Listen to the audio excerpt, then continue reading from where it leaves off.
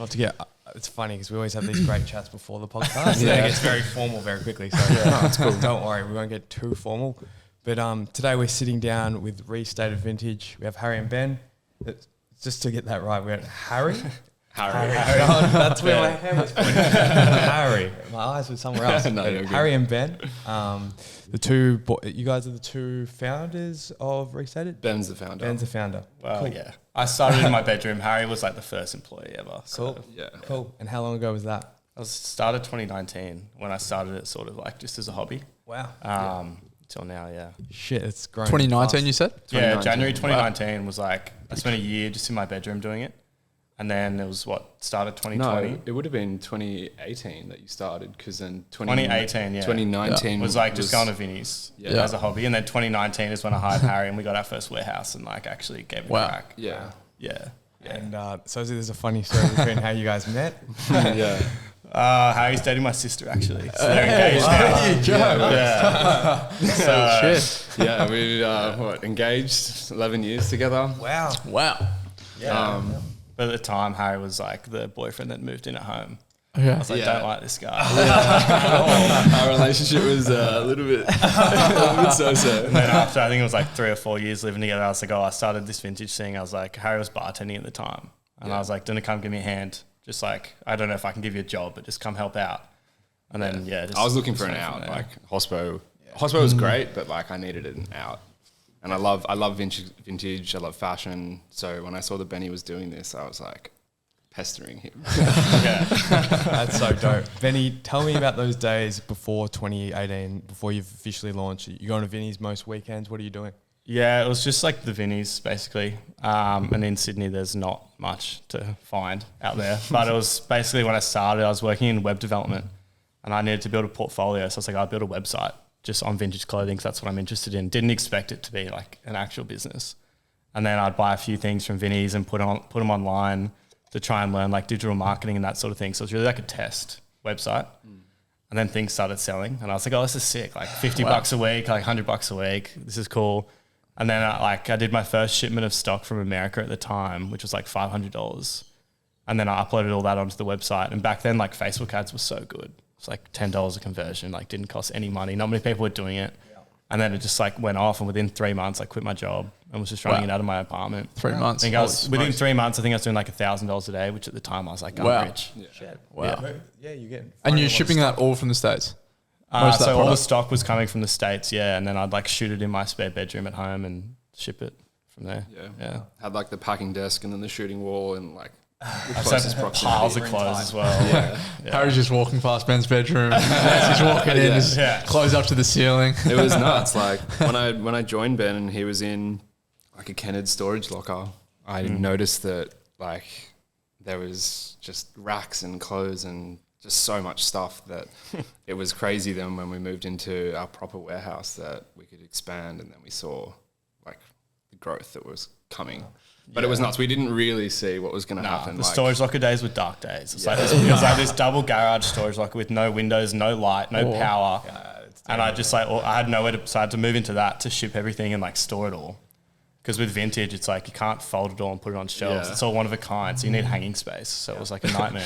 And you had the Kmart racks. Kmart racks would like fall over every 2 seconds. You have like 100 kilos on them. So funny. Then second I hired Harry and we got that first warehouse, which I think was like $3,000 a month or so. Oh, not even that much, but it was like the biggest risk I'd ever taken at the time, signing like a 3-year lease. Yeah. Wow. I think within like 2 months of hiring Harry, like our revenue like grew 4 times just from having another pair of hands, which we didn't expect. Yeah. And then the rest of that year was just like crazy. Because like after that, Ben went and traveled Europe to network with more suppliers, and then I just ran our operation from the ground from Sydney. So that was good to like have the balance, like for him to go overseas and expand, our horizon for networking and who we could find out there. Because I think that's probably one of the hardest things is finding the right supplier. 100%. And I think a lot of the time when people are starting out, like we get a lot of questions like, we want to get like 50 Polo sports sweaters. We want Nike, and it's not like that. You can't get what you want specifically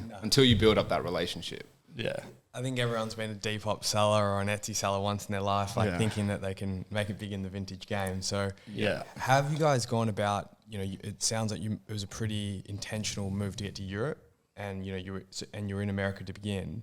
Yeah. What are these trips like? I think, what are these international trips like? Yeah. So when I started, like finding vintage clothes was way harder than it is now, which was a good thing and a bad thing, because it meant like when you found it, no one else was really looking for it.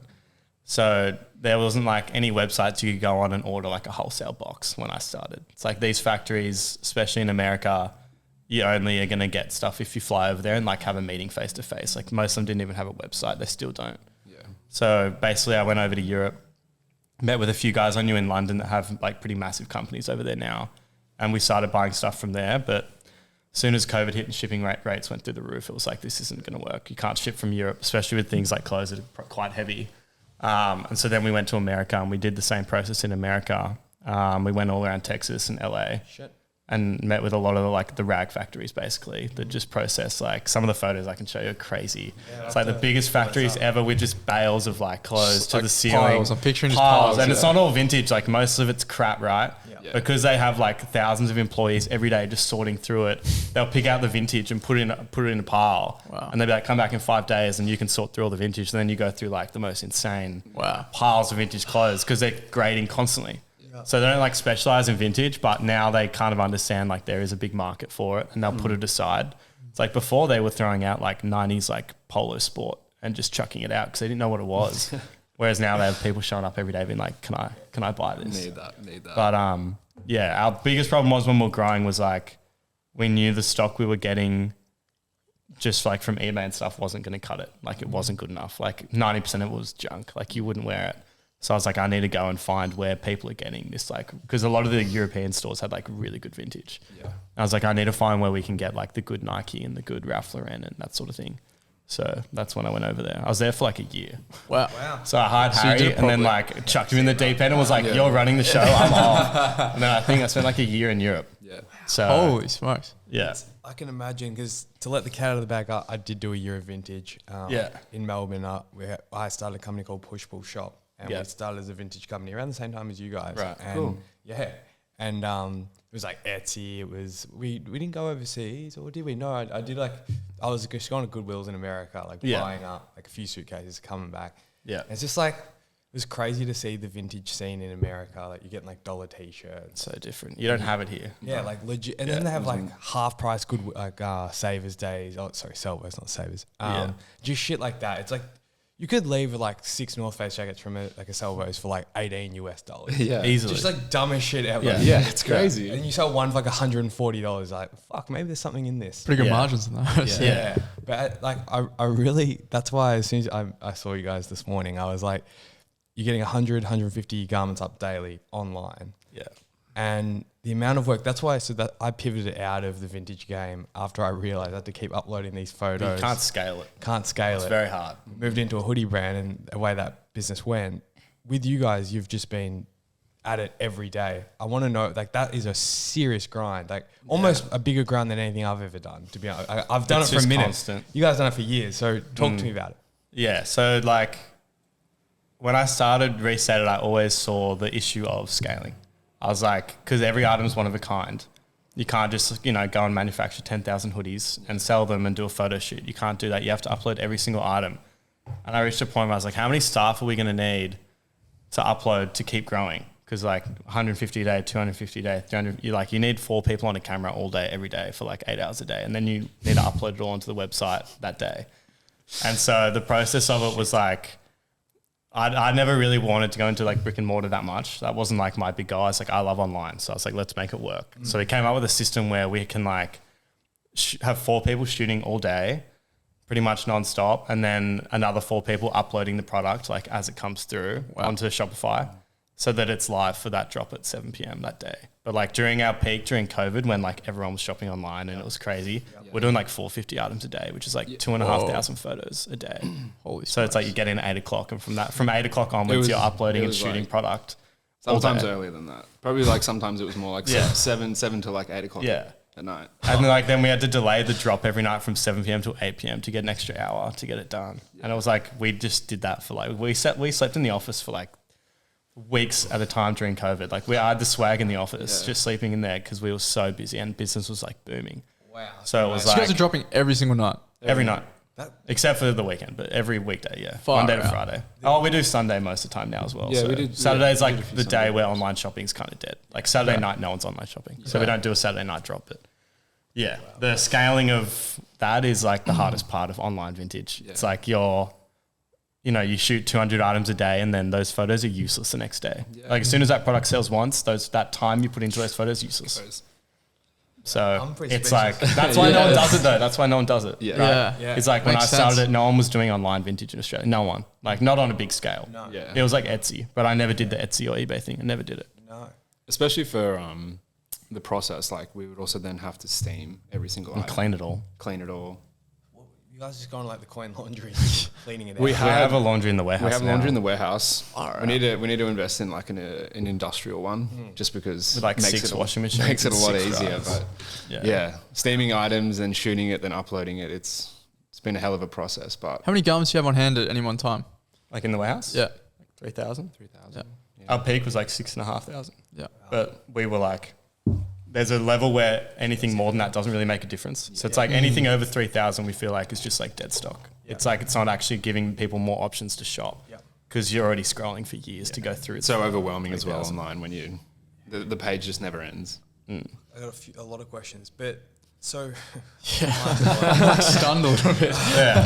I always say to Harry, I'm like, if we ever start a company where we manufacture clothes, we're going to be laughing. Because we're going to sit in the office for like 8 hours a day going like, what do we do other than design? Like just design all day because you don't have to, like we spend all day like Boys might shooting, put us out of uploading. business. yeah, with your work ethic. That's the thing with vintage. It is a grind, but it's a funny thing because the garments sell themselves. Like you guys know, and with the wealth of knowledge you have now, you just know when you see a certain garment, oh, that's going to sell. Yeah. That'll go in 30 Yeah. seconds.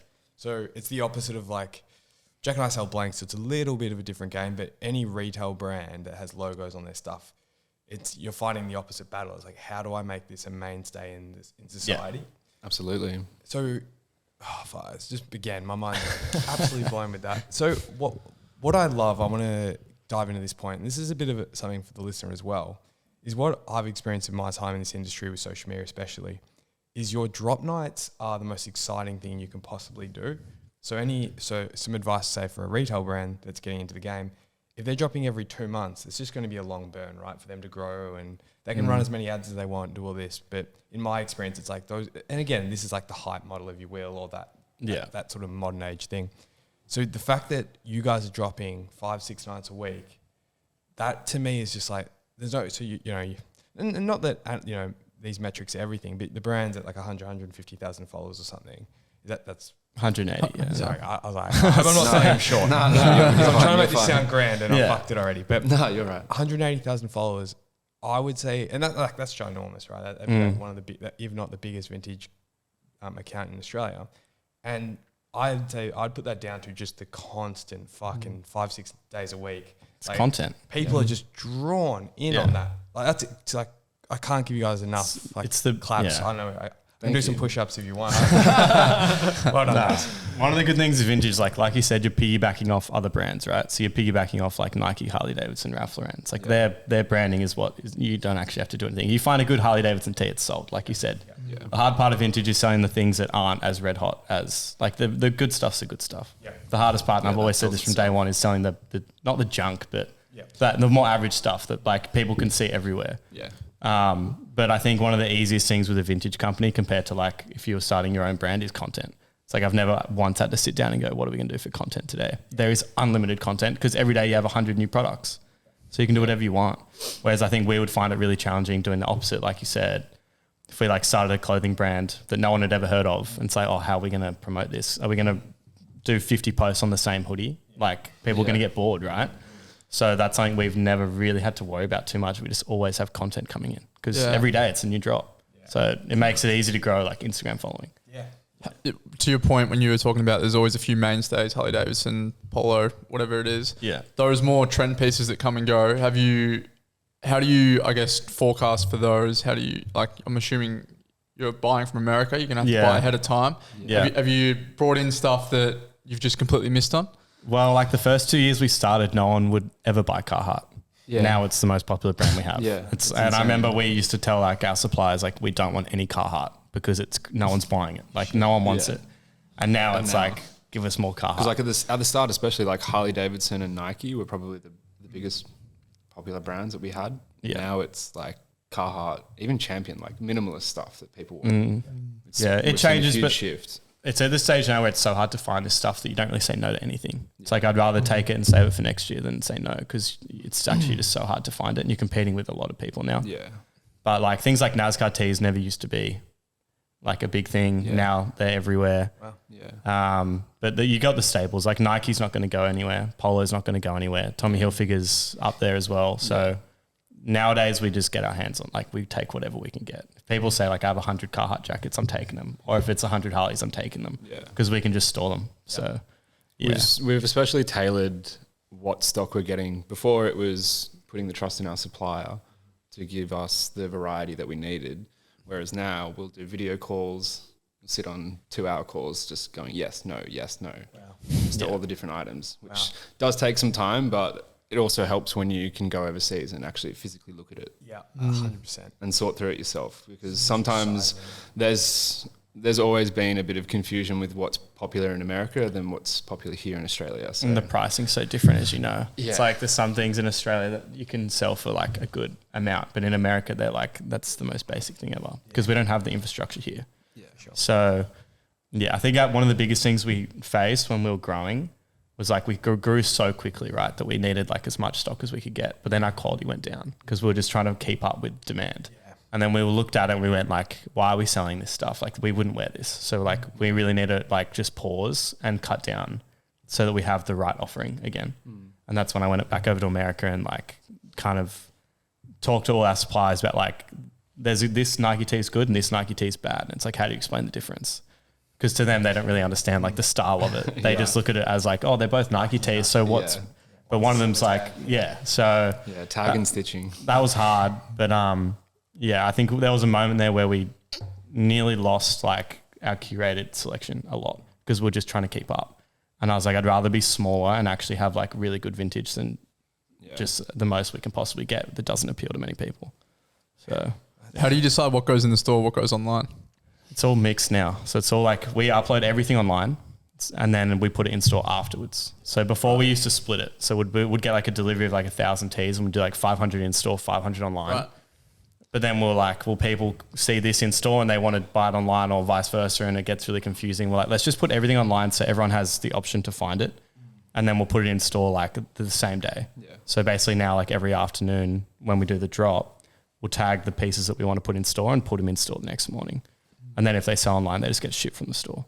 Right. Which is another problem with every item being one of a kind. Is it's like a nightmare trying to organize that. Yeah. But that's just the business. Yeah. How big's the team right now? We've got 5 or 6. Well, casuals in stores like different. It's like we used to have so many people in the warehouse at all times. We used to have 12 in the warehouse. Yeah, wow. But then we opened the store, and the store is like does so well now, and it needs less staff because you're not photographing and uploading everything. So it's like we went from uploading 400 items a day to 150 online because the store's carrying a lot of the weight. So I think now it's like the warehouse has like 4 or 5 revolving, and then the store will have probably like a team of 4 or 5 casuals. Yeah. 400 garments a day is just like, it's such a crazy operation. I look at it now and I think about it, I'm like, oh my God, we were spending so much money on product and we were like uploading so like, I look at it now, I'm like, that's actually nuts that we were doing that for so long. Wow. Yeah, how many years did you do that for? I'd say like a year and a half, like solid 400 a day every day. Yeah. Can I imagine that phone storage would have been getting absolute work. We out. burned through cameras so quick. Like I remember we went through like 4 Canon DSLR cameras just because we would use them all day, every day. They'd just die. Like the shutter would just die after like a year. Same with lighting as well. Yeah, like our softbox lighting would just die after like 6 months because it's on 24/7. Oh my, you guys are built different. I think I love it. You know, there's so many brands out there, mostly, you know, in our audience, it's like retail brands. And I think they think they work hard, but the thing with vintage is like, as we said, you know you're going to sell it. You know the brand's at the goodwill, but it's like, how hard are you willing to work to 1, find it, 2, upload it, 3, keep that, you know, that vicious cycle going. I always say that to people. I was like, vintage is just the most vicious cycle. Like you find that polo jacket, you're like, oh, I've been looking for this forever. You you sell it for like, you know, a few $100 profit and you're licking your lips and then you're back to fucking square one. Need the next piece. Yeah. Finding it's the hardest part, and then getting it online is the hardest part. Selling it's the easiest part. Yeah. But it's the process of getting it online and finding it. And then having the consistency of that stock, because once you get that, you want to maintain it. Yeah, and how bad is the feeling when you have like 10, 20 DMs about one piece and it obviously sold? Yeah. It's You're brutal. We've had people like pretty much begging us, like, can I please pay like $300 to buy it before it goes online? And we're like, no, because it's not fair on everyone else. And if we open that gateway, then every good piece you ever get is going to be sold before it even goes online. Yeah. But like, I guess that, you know, plays into the hype of it. Yeah. It's like people know that's one of a kind. Once that's gone, then we're not going to find it again for ages probably. So it's like they're like hungry at 7 p.m. every night. They're like, I need that. How have you gone scaling that team? I can only imagine it would have been chaos trying to build out, you know, not only a warehouse, a store. You've got 12 people in there now. Yeah. The business has been up and running for 3 years. Things are moving pretty quick. Yeah. It was like, I don't know. We've always had such a good like team like vibe, I guess. Not that I enjoy saying the word vibe, but that's what it was. It's because when me and Harry started, it was like we grew so quickly and we're like, who are we going to hire? And I was like, oh, my mate Simo is like looking for casual work. We'll bring him in. And then I'm like, and then Simo's like, Simo would be like, oh, have you seen Donnie lately? I'm like, no, I haven't seen Donnie. He's like, he needs work. I'm like, bring him in. Yeah. So there was like Simo and Donnie in there. And then like my friend, like everyone that, it was at a point, everyone in there was like a friend from school that I had. And there was like 12 of us and we're all just mates and like just have the best time ever. And I don't think we ever, and like still to this day, like I haven't hired people based on like their resume. I'm just like, oh, I know they're a legend and they'll fit in and we'll have fun. Yeah. And like that's, obviously there's a business side to it as well, but I feel like people would rather see a team, like we said, with content that's like having fun and people can like connect with than, you know, some like 50-year-old sitting in an office doing finance. It's like, I don't need that. I'd rather actually teach people the hard way than do it like hiring people just based off their like experience and trying to make as much money as possible. Yeah. Because like we've had the funnest 4 years of our lives. Like some of the stuff we've done as a team is like hilarious and you wouldn't get it in any other company. I'm like, that's why we're doing it. Like that's why I started it, is to have the opportunity to like be like, oh, let's all go to Melbourne and just like look at leases down there for a weekend. It's fun. Like why not? But I feel like if I built the team, you know, with all random people from different backgrounds, it's a lot harder to do that. Well said, man. That's dope. I love that mindset. So out of like the 150 garments that go up, how many are you selling on any given night, like approximately? Maybe like 100. Yeah. Depends. 80 to 100, like depending on what's in the drop. Yeah. It's usually like 80 to 100, maybe 120. Like Thursday night's usually quite busy. Just people are getting that payday. We find now like we sell the exact amount that we upload because Saturdays we don't upload. So that one day of not uploading kind of catches up to the rest. But like our weekly inventory level is always at like 3,000 on the dot. Like it never really goes up. So we're never like, oh, we need to sell more. What we upload is kind of what we'll sell. Yep. How often do you have stuff coming in then to keep it at normally like 2 deliveries a week? Yeah. Yeah. And that's without delays. Sometimes the DHL can be all by air, all express. It's all air, yeah. We looked into doing like the sea freight, which I think it works. Like we could make that system work, but it's just kind of not worth the hassle really. Like for us, because if we get a delay with sea freight, like we're kind of really out of the loop for ages. And it's also with vintage, the way that the supplies are, it's like you can work with them for as long as you want, but there's like an element of like, you don't know what you're going to get. Right. And so if you're doing air shipments every week, you can kind of assess like the trends and what you're getting and be like, oh, this isn't good or this isn't bad. If we get said to a supplier, like send us 3 months worth at once or like 6 months worth at once, I'd be like, they're going to chuck in some stuff we don't want. Some shit. Like filler. Yeah. Because they're going to try and meet the order as quickly as they can. Yeah. I suppose it'd put you guys, especially the warehouse, under pressure as well. Well, you would need a lot more storage as well. Yeah. Because and it would all come in bales as well, which is another thing. So if it comes in a bale, it's like literally compressed by a machine and it's like so wrinkled that it's just a nightmare. So air freight works. It's just, super expensive. Yeah. You guys had any horror stories with shipments? It's like shit was like stained or like smelly. Oh, when I started, like it was so rough. It's like you meet a new supplier and you're like, oh, it's going to be sick. And then you get it and you're like, fuck, I can't even sell a piece, like anything. Yeah. But nowadays it's like, we're sweet. Yeah. Nowadays it's good. We did have one shipment from the UK, which we were testing them just to see what their stock was like. And we opened the bales and it was just like this huge pong of like ciggies. And I don't know, just it was so rogue. And we were like, this is going to take like weeks just to wash and steam and just get to like the standard that we need. So thankfully now, like Ben said, like we're getting stock that's majority of the time already washed. And then we obviously take the time to do that as well. Yeah. What about like rarest finds? Have you flipped anything for like a few $1,000s? Just like some crazy band tee or something? Yeah. We've had a few. Kurt Cobain, like a few years ago. Yeah. I think we did it for like 900. Yeah. We find it hard to sell like those collector's items personally because our customers aren't really those collectors. Yeah, like it's a people niche see a market. $2,000 tee and like, what the hell is that? Like, did you guys make a typo? And we're like, no, we didn't. But I sold some stuff on eBay because it's like collectors are on there and they know what it's worth. But there's like the old Ralph Lauren like rugby polo, the orange one with like the polo horseman all over it. That sells really well. And then we've had a few like rap tees as well, which do pretty well. And then there's some really like Stone Island stuff that like not many people would know about, especially our customers. But on like eBay and stuff, you can get like $4,000 for a vintage Stone Island jacket. Yeah. So, but that stuff's really rare. And normally like it won't just show up in a delivery. It's like you'll pay for it. Like the people that are selling it know what that's worth. So it's like you open a box and you're like, oh my God, I found this $2,000 t-shirt. They'll sell it to you for like 600 to get their money out of it. Yeah. For sure. How do you go about pricing the garments? I mean, obviously you'd have a good indication now of having flipped, thousands, but it's the margins on vintage are like so thin. Like that's what like people think the opposite. People think that it's like, oh, I found this t-shirt for $5. Like I guarantee we're paying way more than you would pay to manufacture a t-shirt, like way more. Right. And that's now because all the suppliers know what it's worth. And in America, they sell things for a pretty high price. So they expect the same here. Then you add on shipping as well. And it's like, you're paying like a vintage Carhartt jacket. It's like people see you sell them for like 180, 220. Yeah. But with shipping and everything, like you're going to be paying 70, 80 bucks at least. And that's like the average ones. So it can go upwards of like 100, 150. Yeah. Wow. Like that's a good margin item as well. It's like t-shirts, like some t-shirts you're paying like after everything considered, it's like 40 Australian dollars. It's like you got to sell for at least 70 or 80 bucks to cover everything else. But there was a time when vintage was like dirt cheap and like you could go and get t-shirts for $2 and it was great. But that's not the way it is anymore. You can go to Thailand where a lot of people go now. They go to Thailand to get their stuff, but you get so much fake stuff from that area, and then we find the quality is like a lot lower than America, but it is cheaper. But we love to talk dollars on this podcast and get transparent. Is there a day you can give us or a week of most sales? Maybe just during COVID, how much money you made a day, a week? Well, our Black Friday is always our busiest day of the year, and that's like high six figures. Wow. Wow.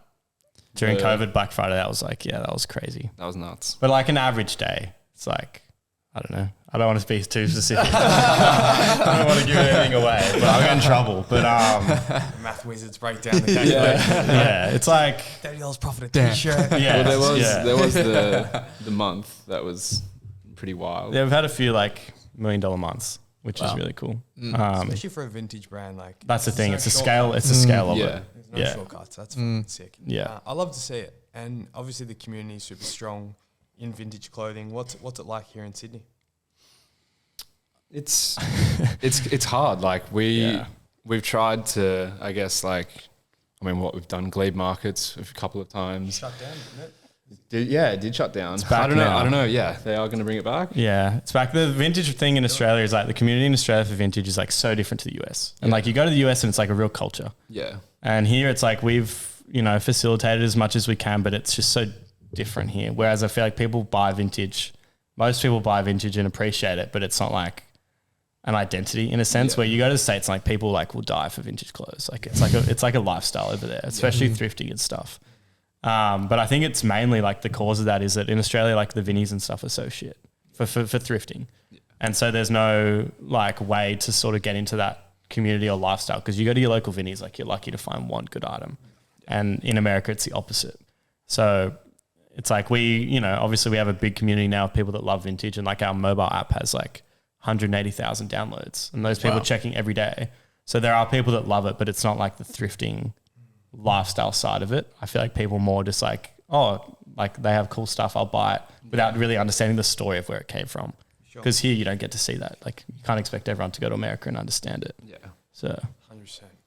Wow. Now you guys got me thinking. I'm still blown away. Just the scale of it. Out. Just a hustle. It's awesome. And you guys said you're looking at leases in Melbourne. Is that something on the cards? Yeah. Melbourne's the next one. I think Melbourne makes sense, right? Like If you think Such a vintage, vintage Melbourne's just hub. like, Yeah, huge. and you can sell a lot more jackets and sweaters down there. Whereas like here we find it's hot for like most of the year, and you're mainly stuck with t-shirts. But Yeah. it'd be good to go down to Melbourne and explore that. And then I think like most vintage stores, or pretty much every vintage store that's ever gotten to a certain size, it's like we're starting to try and move into like our own brand and producing our own garments. It's something that like I think is our biggest goal right now. It's super popular at the moment. Let's dive into that. Yeah, well, it's like most big streetwear stores actually started in vintage, if you look at it. And I think there's a reason for that. It's because like you can spend so long selling other people's brand, which is cool. But you reach a point where you're like, I want to do my own thing now. Yeah. And like we've created a brand, right? It's like, why not use that and create our own garments that we want to create? And it comes to the scaling issue. Like if you're thinking money, it's like you can't scale vintage. Like we couldn't do 1,000 items a day, right? It's just unrealistic. Yeah. And so doing your own brand gives you a way, A, there's good margins in it. And B, it's like you can express your own branding, which just helps the vintage as well. Like if people like the clothes you're producing, they're going to like the vintage too. Yeah. So I think our biggest goal for the next 12 months is like just to keep Build on that. building garments. Especially like the appeal of our own brand process. Like we said, uploading 200 items a day is strenuous. And being able to just have a model shoot, one product that can, have the inventory, like it's so much easier. Which has its problems as well. Yeah. Like, but we're like, we've already got like the brand, right? It's like we're starting from scratch. It's like if we make garments now, it's like we've done that a few times in the past and it sells out pretty quick. Yeah. So it's like, it just makes sense. It's like, why wouldn't you do it at this point? 100%. What type of garments have you guys done in the past? We've done a few hoodies. We've done a few hoodies. few We've done t-shirts. like five hoodies. We've just done a new Cobalt tee. We've done a couple of tote bags as well. Yeah. And hats. And hats. And then like key rings and stuff like that. Yeah. So I feel like we've Just actually done recently. quite a lot. We've just never done it all at once. It's like we'll release like one hoodie and then like wait 3 months because we're busy and then be like, oh, we should do another hoodie. And then we do another one, it sells out. I'm like, why aren't we doing this more? But it comes down to just the time. Like we're so busy uploading those vintage products and trying to, keep that running smoothly. That So it's a time it thing. sounds like you guys are still working very much in the business. Yeah. Yeah. Yeah. Is Very that much. a concerted effort to get you guys out pretty soon? I've stepped back a lot. Yeah. Like Harry's still there every day, like making sure the ship runs like every hour. But I feel like I've stepped back a lot more to like try and manage the bigger picture as well as like the team and finance and like legal and just there's a lot. When you reach a certain size, you're like, oh, this actually needs proper management. Yeah. And as much as I'd love to be in the warehouse like shooting clothes all day, which is fun, someone needs to be like looking at the bigger picture and like looking at the numbers. So I'll work like from home like 3 days a week now and just like focus on and like producing our own garments. I'm like, so if it was up to me and Harry in the warehouse all day, we'd never get around to it. Yeah. Whereas if I could step back and be like, okay, we actually need to design this hoodie, it actually will get done. Otherwise you're just constantly like distracted in the warehouse by everything that needs to get You done. kind of get caught up in that process. So it's good that Ben and I have a balance where he can handle the back end and I can handle what's in front of us in the warehouse. Yeah. Are you keen to keep this within Australia, or could you see it going international? Well, it goes We back thought to about like, it. people always say like, why haven't you expanded in the US yet? I'm like, because the people in the US do not need vintage clothing from Australia. Right. That's the bottom line. It's like, Other than Mambo. yeah, they can like go down to their local Goodwill and find a Harley tee, right, for like $10. And they might not have the offering of hundreds of them to shop, but like it's, as I said, the culture over there is to go and do it yourself for the most part, or go to like flea markets. So if, we've tried advertising in America before and doing that, and people are like, why would I pay that price for a Harley? Because here you don't have the infrastructure, right? But over there they do. And so I feel like expanding into America is like, would be really, really hard with just vintage. It's a super tough market. But we've done, a lot of our business comes from New Zealand. So Australia and New Zealand is kind of like our area. Have you hit some of those flea markets like the Rose Bowl and stuff like that? Yeah. What are your thoughts on those? Yeah, they're fun. That's what made me fall in love with vintage. Yeah. It's like going to LA and going to the flea markets and like going through all the factories. Even like we went to Texas last year and we went through like these rag houses in the middle of nowhere, like right on the border with Mexico. And I was like, we were like passing out. It was like 35 degrees, like so hot in these rag houses. And we're finding the best vintage ever. And we're like so stoked. And then we're like, fuck, we got to get this back to Australia now somehow. But the process of finding it and stuff is like what's so fun about it. But we've reached a level now where we're like, okay, we can't scale too much more than where we're at now. Yeah. I think the only way we could do that is by opening more stores because you don't need a photograph at all. But that comes with its own challenges, right? It's like trying to manage stores across different states is challenging with staff and stuff. So Especially like separating the stock that we're getting in. Yeah, It's split it. because then So we would have tough. to split it. For like if we have a Melbourne store, you can't put it all online as well. It's way too confusing because it's all one of a kind. I So think if we did Melbourne though, like we would probably look more into the sea freight, just because the dock in Melbourne could be a good option for us just to get bulk in. But yeah, that's obviously still on the list. We're still going with that. yeah. What about female to male, like with your customer base? Have you like women buy a lot online? What have you seen? Like, It's pretty I even mean, split. Even split. Like I literally think it's like 48, 52%. When I started, it was a lot more male, but I think that's purely because I was buying things that I liked. So it was like male orientated. But now, like all that clothes, like it's vintage, it's all unisex, It's all right? unisex. It's like I don't think we get very few items where I'd be like, oh, that's like a woman's cut, like it needs to be sold that way. But it's 50-50 split these days. cool. Yeah, like oversized sweaters, even like pants. Now that these like carpenters have become so popular, everyone the wears them. unisex. Like, 100%. We drove past Storeroom the other day. Yeah. Looked to be shut down, which I didn't know about. What's the state of play with Storeroom? Are they done or? I don't. I've heard that they like were shut down. Yeah. I don't know why. But I've heard from a few people they shut down. And then I saw they were open again. I think in their Surrey Hills store. Surrey Hills. Okay. Reopened. So I'm actually not sure what the go is there. I mean, they've been around for like ages, right? Yeah, So long time. I think. Look, I'll be honest. I think everyone in the vintage industry is like struggling. I think even like reselling sneakers and stuff, which we do as well. Yeah. It's like resale is like really struggling in this economy. Basically, because the margins are so thin. It's like everything got more expensive, and at the same time, people spending less money. And there's only a certain like how much are people really going to pay for like a Harley tee? It's like you can't get too ridiculous, right? It's like I'd say like $70, $65 is like what people would probably expect to pay. You go above that, and it's like, Yeah, it's got to be a good piece for that. Yeah, Like- with Storeroom, like they really like laser focus on that content. Like 5 years ago, you know, getting those influencers at the front, and Yeah. not just obviously their customers, but I thought that was incredible because nowadays it's like people are becoming more aware of becoming more than just a vintage brand. Yeah. You know, you're just selling other brands and don't have that identity. But Yeah. for them to just kind of like show that community, like from Melbourne, I was like, shit, these guys Yeah. are doing some stuff. I think they were like definitely led the way in terms of like content, right? Because now it's like every brand does it, but back then like no one was doing that. Like no one was getting like celebrities in to go shopping. Yeah. Like now you see it with like the sneaker shopping videos in America, like with Complex and stuff. It's a huge thing, right? Yeah. But Storeroom was doing it like in Sydney Yeah, with vintage with clothing, vintage, which is with these nuts. huge artists, which obviously generates so much hype. Yeah. I think Storeroom like still has that hype where it's like, oh, that's a place where like all those people go and like let's go check I it think out. it was like last year they had Billie Eilish in there. Yeah. So I don't miss. Nah, like that type of like you can spend like as much as you want on Facebook ads and stuff, but you get like Billie Eilish in your store, it's like game over. Like Literally. you know. Have you guys gone with that? Like bring in some of those types of people? We actually haven't even tried. That's No. like it sounds really bad, but just being honest, right? It's like we actually 400 photos up a day. yeah, that's No the more time thing. after. Like even being here doing a podcast, it's like we used to just be like turn down so many opportunities because we were so just focused on getting stuff done. And then that's not even like packing all those orders as well, right? The next morning. So that comes into it as well. But now I think we've got like a lot more of a focus on like, especially since I've stepped back a bit and like we should be doing these things. Like it makes sense. Why have we not done it?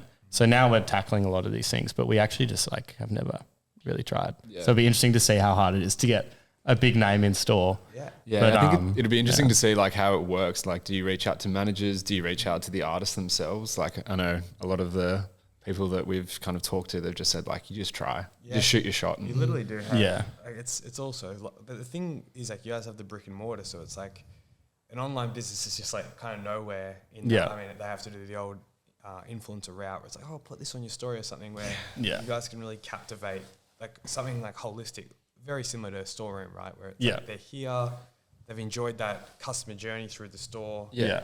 Probably holding their little bag full of shit. Yeah. Brick and mortar makes things a lot easier in that sense. I feel like I'm not a brick and mortar guy. I never really wanted to do brick and mortar, but it gives the brand a sense of like validity. It's like people are like, oh, they have a store in like an actual store. They're not just like an online store where people are like, are they going to scam me? Because Vintage has a reputation of like, oh, they're going to ship it or is it going to never come? Real Depop, like. I mean, even still, like we moved into Newtown November last year, and the amount of people that have come in and go, "You guys have a store?"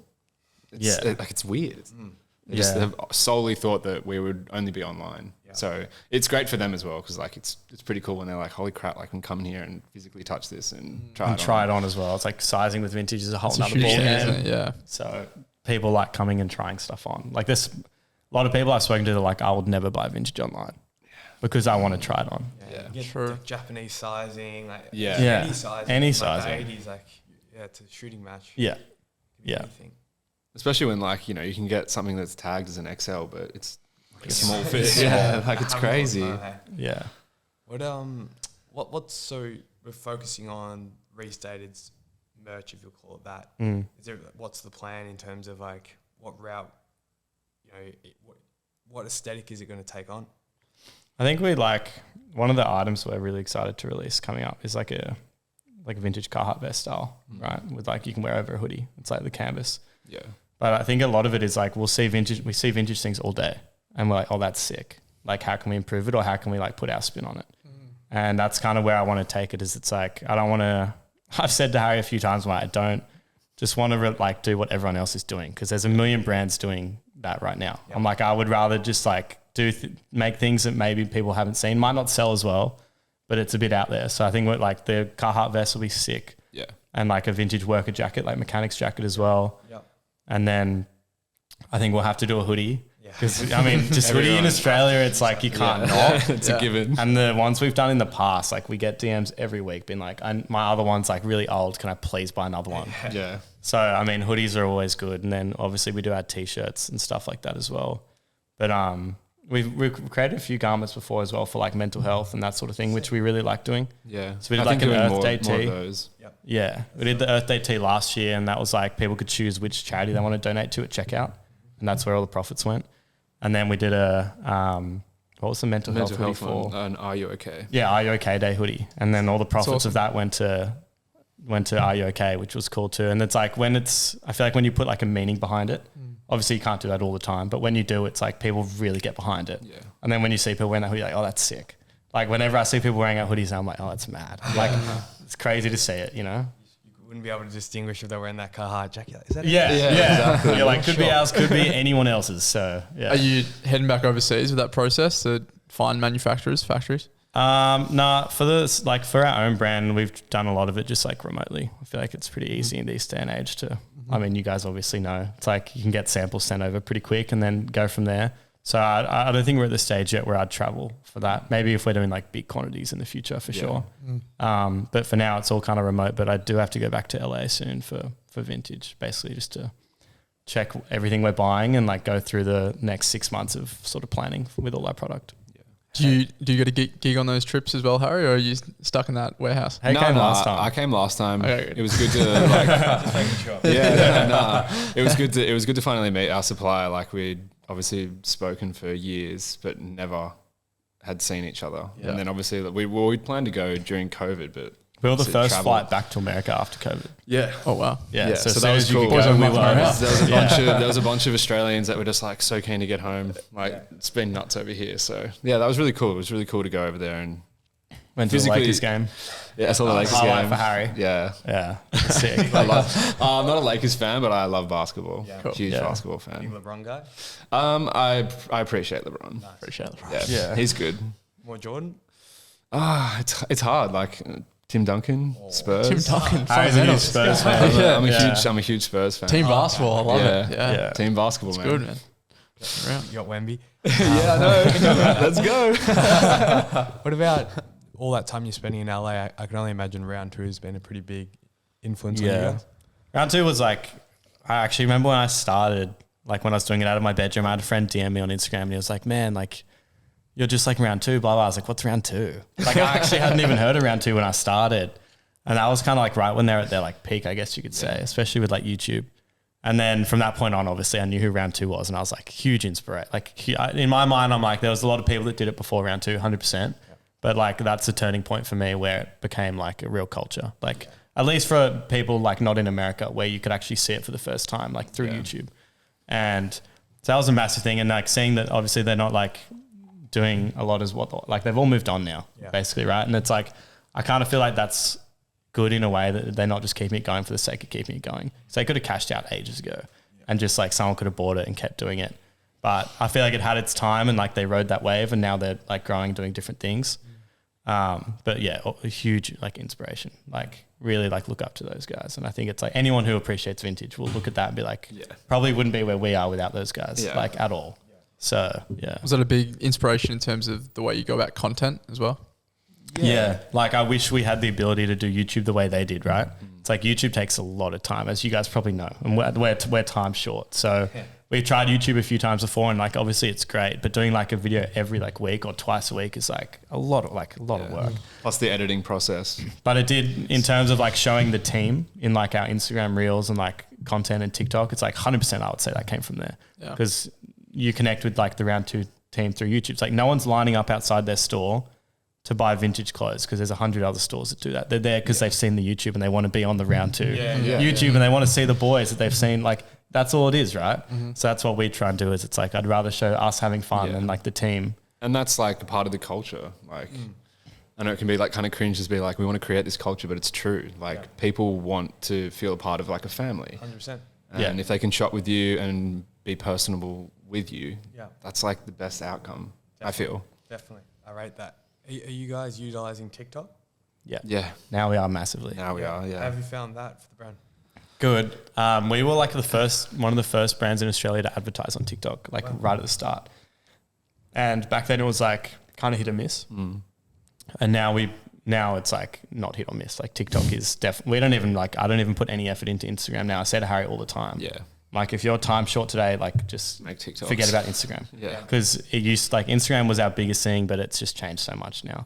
And I feel like video content is the biggest driver, and TikTok, for whatever reason, like the way the algorithm works, it just pushes stuff so much better. So we try and do like TikTok videos every single day now. Is that like product focused or is that more having fun? No. Like Instagram was product focused, whereas TikTok, it's solely people. That's what everyone wants to see. They just want to see behind the scenes footage, which I feel goes for everyone right now. Everyone wants to know what's going on behind the scenes. And if you can showcase that with a team of people, you're laughing. I say to like the team all the time, I'm like, when have you ever been scrolling TikTok and you see like a jacket, like product promotion post and you're like, oh, that was cool. It's always someone talking about it, or it's always someone wearing it, or there's something funny that grabs your attention, right? And I say all the time, I'm like, just get funny videos of the team doing what we always do, which is most of the time fucking around. But if you're wearing vintage or you're in the store, people will see that, and that's promotion in itself. You don't necessarily be like, look at this t-shirt. People will see it and go to the page and be like, oh, this is a cool page. So it's more just like engaging content with people. I don't want any product on our TikTok. It's more just like subtle. It's already there in the background. You don't really need 100%. To do much for it. There's a few young people listening to this right now that probably have a Depop and have aspirations to maybe get further into vintage. Maybe they're really inspired by this or turned off by the 400 gallons. I'm not sure, but I guess what would you guys tell that young audience that's looking to make that leap into maybe taking it a bit more seriously? Don't do it. I think networking. Yeah. I think just to start off, like you gotta build a relationship with your suppliers. Yeah, I think suppliers is like the big thing, right? It's like you got to find the right product, because like you said, it's all good and well to find like 2 good items, then you're back to square one again, and you're never going to scale doing it that way. Yeah. So like it's worth investing the time if you want to take it seriously to get like regular suppliers that can send you good stuff, and most of them will start by sending you like 50 items. Like you don't need a huge order.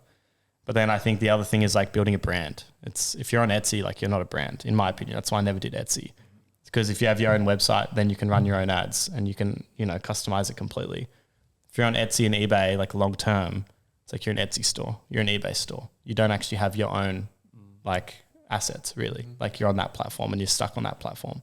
So I think if you want to like actually make it a big business and like you want to go for it, make your own website and do it the hard way, where you have to get sales. Like it's tough at the start, but you have your own brand, and then you can do things like make your own merch and that sort of thing. I think you could do that on Etsy or eBay. Early days, did you guys do a lot of like physical events, like pop-ups or glebe markets or anything like that? No, just all online. All online, purely. Yeah. I skipped that step big time. And like now I look at it, I'm like, oh, I probably should have done that, because I realize how powerful it is. Like especially looking at brands like like Pushpull, for example. It's like purely community driven, like doing events. So now it's a big focus for us to do the in-person events and stuff like that. Yeah. We're kind of like done like a reverse. Yeah. We were so focused on making sure that online was the best it could be. And now we're trying to like track back and build that up again.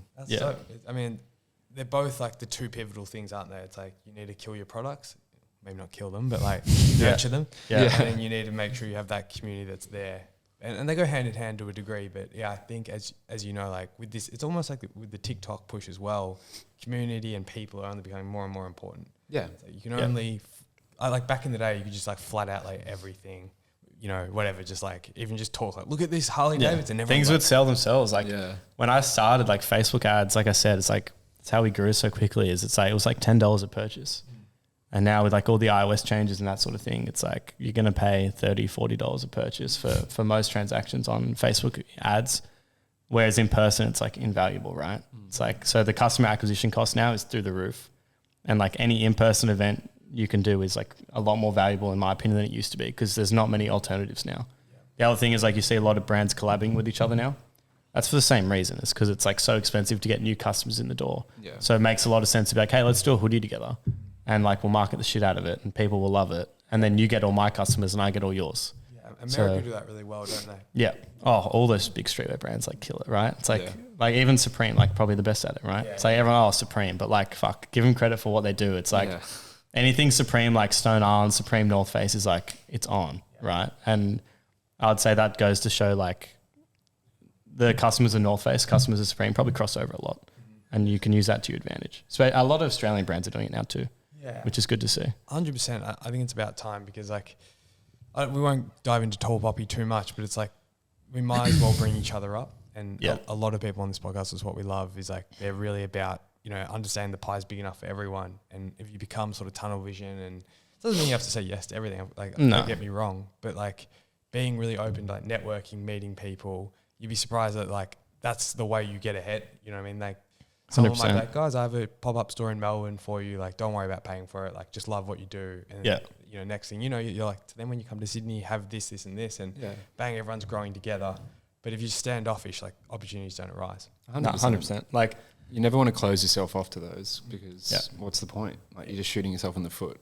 Yeah, we've had like opportunities before where we're like there's big businesses now, like big fast fashion brands that are doing vintage, right? And they call it vintage, it's not actually vintage. And for a while, I was like, that really annoys me because it's not a vintage item and you're selling it for $40 and it's going to be in landfill in 6 months because it's just shit. Right? And like, it really annoyed me. And then I reached a point where I was like, you know what? It's like the more people that are into vintage, even if it's not real vintage, but they think it is like the better for all of us because then they're going to be looking at actually getting into like the real thing and sustainable fashion and all that. So I think it's like the more people that are involved in it, it actually doesn't matter. Like the first 2 years I used to worry so much about like a big competitor coming along and like taking us out. And now I'm like, I couldn't care less. Like if that happens, it's just going to make vintage busier for us and like we can work with anyone. But I think it's true to like just help other people, not have the mindset of like blocking it out because it actually doesn't help you in the long run at all. 100%. Yeah. Well, guys, we covered a lot there. I just want to say so much respect hearing your story from start to today. It's that work you guys have put in, like Jesse and I. Obviously, Jesse knows a bit more than me, the vintage game, but just the rag industry, it can be pretty brutal. And it sounds like the vintage is a lot more brutal than cut and sew. So nothing but respect for you guys, and you guys are really doing it the right way, I think, which is why you are where you are today. So I appreciate it. I appreciate it. It was nice to come and like chat about it. Yeah. It's sometimes tricky because people will look at us or they'll ask us questions and they then won't really understand. So it's cool to like come and talk to people that are similar minded that, you know, have an appreciation for it. And I guess just like what you guys have created here is cool that you're just reaching out to Australian brands and people. Like I think that kind of exposure for everyone it's great for everyone. Like definitely, I think as you said, there's just like not an ignorance, but people don't fully understand what goes into like, especially vintage. I would say that's the main one. Like they just be like, "Oh, you guys are so lucky you get to sell Nike." Like you bastards. People probably think you still go to Vinnie's and like get $4 t-shirts or something. It's like it's not the case. Yeah. And I think showing people what it's really like, because don't get me wrong, like there's a lot of front-facing social media, like people smiling, you know, wearing expensive clothes. Yeah. There is that superficial element to a degree, but it's good to jump on a longer format. Talk it out, you know, when you guys are in a bedroom, you know, in these dirty storage units, like, you know, it was not long ago, and the grind's still the same, you know, not 100%. Getting too cliche or Tony Robbins or whatever, but I know you're good. Not too inspirational here, but it's a massive. I don't think we've had a vintage brand on, and definitely not at this scale anyway. And to hear what you guys are doing. I just know our audience is going to take a lot from it. It's a nice like checking point to go, okay, like that's the work ethic that brand's at, you know, to reach the heights of your social media, brick and mortar, the 400 garments online at some stage, like that. They're great goals for people to strive towards, and now they can understand the real work that goes behind it. Yeah, I think it goes like, especially with social media, it's like you see the highlights, right? Like you see the brand where it is now, but it's like it is important for people to see like how hard it was at the start. Yeah, it's like I reckon for 2 years I didn't see any of my mates. I was working literally nonstop, and I didn't think about it because I wanted to do it. But looking back, I'm like, fuck, that was really hard. Like I actually had to sacrifice everything to get to where it is now. But if you looked at it now, you wouldn't see that. And like I think it's important to understand, like if you're starting a brand or you're thinking about it, like it's meant to be hard. It's not meant to be easy, and it might look like everyone else has got it figured out, but you just have to put in that work for like at least a solid 24 months, I think. And then maybe you can like ease up a little bit, but like it is hard and no one has it figured out. Like you're meant to struggle. So the struggle is good though. Yeah. Yeah. There's beauty in the struggle. Yeah. There it is. J. Cole. No, guys, I really appreciate you coming on, and when you're down in Melbourne next, or when there's that store open, we'll have to swing down. Oh, absolutely. We'd love that. Sounds good. Guys. Thanks, guys. Appreciate it. Thank you.